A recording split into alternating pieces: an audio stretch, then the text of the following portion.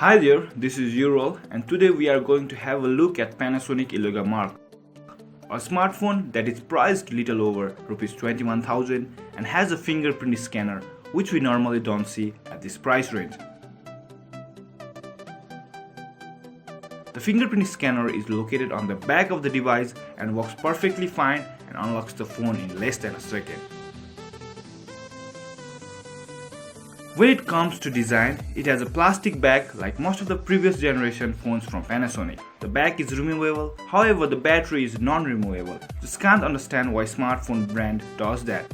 There is a dual SIM slot with first SIM slot supporting 4G LTE while the second SIM slot supporting 3G.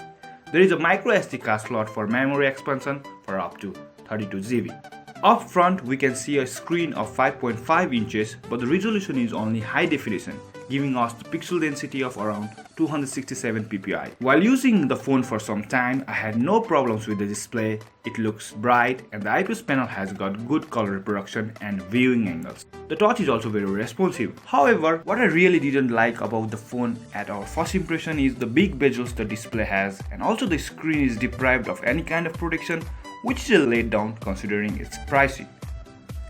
Talking about the software, Panasonic has kept the interface neat and tidy with stock version of Lollipop 5.1.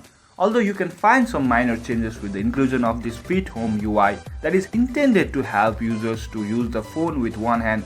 After all, it's a pretty huge phone. So moving on, under the hood there is some interesting specs.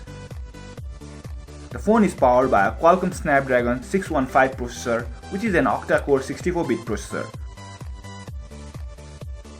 With 2 GB of RAM on board, the phone is quite fast and did not lag during our test. The more than capable octa-core processor coupled with 2 GB of RAM is more than enough for day-to-day tasks and has no issues while playing low-end to mid-end games. That being said, the phone does heat up exponentially when you play high-demanding games for more than 5 minutes. What I really liked about the phone though is its camera.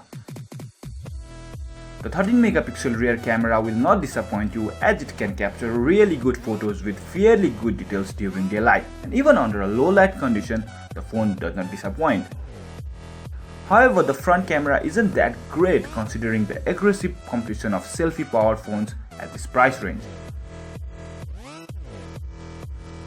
This phone has got a 2500 mAh battery, which is a decent performer in my opinion, but don't expect anything extraordinary from it. It can easily last you for a day on the normal usage, but since the phone heats up a lot, the battery drains faster while playing games. Also, the phone lacks quick charging technology and fast wall charger, which means it takes roughly around 3 hours to get fully charged from 0 to 100%.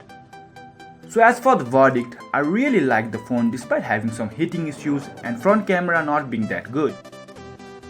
However, it has got good vibrant 5.5-inch display, has capable processor for day-to-day activity, has excellent rear camera and offers decent battery life. If your budget is around 20 to 22,000 and want a phone with a fingerprint sensor, and if you are not a selfie maniac, then it should be an ideal phone for you.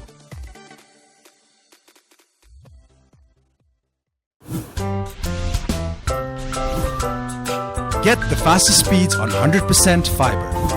Vianet, the best thing that happened to internet in Nepal.